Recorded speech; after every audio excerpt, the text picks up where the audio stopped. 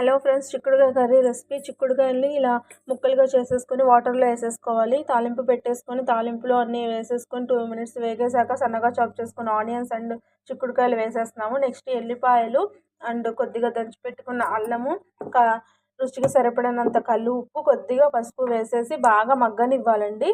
Next దాని మీద ఒక గిన్నె పెట్టేసుకొని దానిలో వాటర్ యాడ్ చేసేసుకుంటే కూర అనేది బాగా మగ్గుతుంది, త్వరగా మగ్గుతుంది అండ్ కింద మాడకుండా కూడా ఉంటుంది.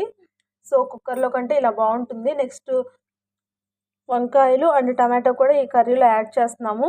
టమాటాలు అనేది కొంచెం మీడియం సైజులో కట్ చేసేసుకొని కర్రీలో వేసేస్తున్నాము. వంకాయల్ని కొంచెం సన్నగా కట్ చేసేసుకొని ఉప్పు నీళ్ళలో వేసుకోవాలండి.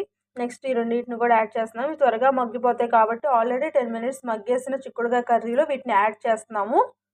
నెక్స్ట్ ఇవన్నీ బాగా మగ్గేసాక చివరిలో మాత్రమే 2 మినిట్స్ దించే ముందు ఒక ½ టేబుల్ స్పూన్ కారం